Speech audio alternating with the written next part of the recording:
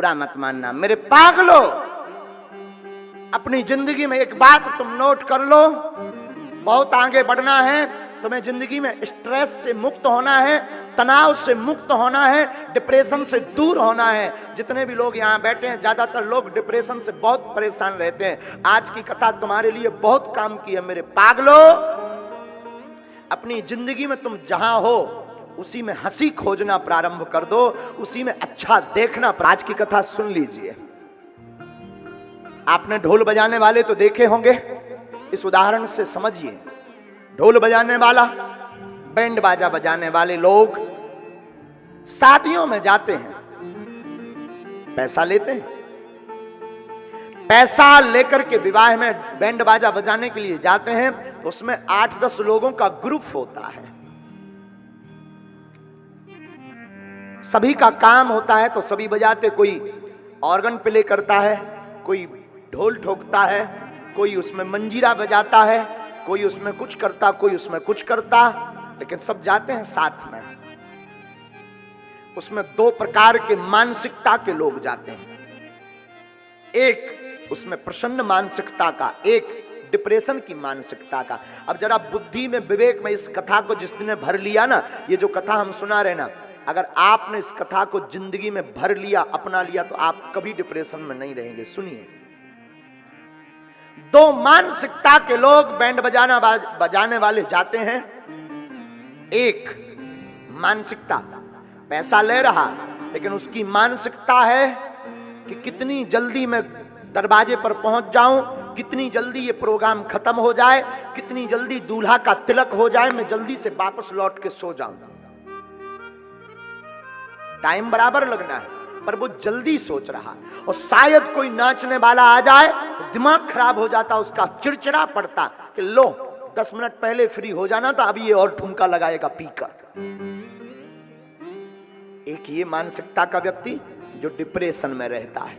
लेकिन दूसरी मानसिकता का व्यक्ति भी इसी बैंड बाजा बजाने वालों में है, जो सोचता है आज बहुत देर हो गई, कोई नचने वाला नहीं मिला, कोई नागिन बनने वाला नहीं मिला जो नागिन बने, और शायद कोई नाचने वाला आ जाए तो वो और बढ़िया झूम झूम के टूने निकालता है कि ले मैं तेरा पूरा डांस निकाल करके रहूंगा।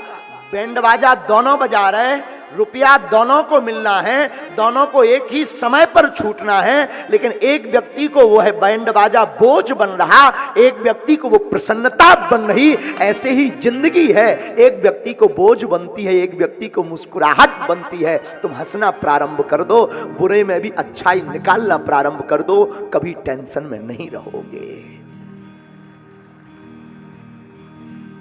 आप टेंशन मुक्त रहेंगे, तनाव मुक्त रहेंगे। और तनाव होने का कारण है, बात को लेकर बैठ जाते हो तुम, ऐसा क्यों किया, मेरा अपमान क्यों किया, मेरा साथ किसी ने क्यों नहीं दिया, मुझे धोखा क्यों दिया। मेरे पागल, ये दुनिया किसी की नहीं है, भगवान राम की भी नहीं हुई, तुम्हारी कब होगी। तुम सोचते हैं महाराज मेरे भाग्य में ही ऐसा घर मिला था, ऐसा भाई क्यों मिल गया, ऐसा पति क्यों मिल गया, ऐसी पत्नी क्यों मिल गई। उस पर मत सोचो मेरे पागल। जो राम जी ने लिखा, जो तुम्हारे भाग्य में था वो मिला, बस तू मुस्कुराना शुरू कर दे। मुस्कुराहट में वो ताकत है कि जिंदगी से मैं बड़े से बड़ा संकट भी तेरे दरवाजे से लौट कर भाग जाएगा। हनुमान कथा कहने का सिर्फ यही कारण है, एक कारण। लंका में हमारे श्री हनुमान जी,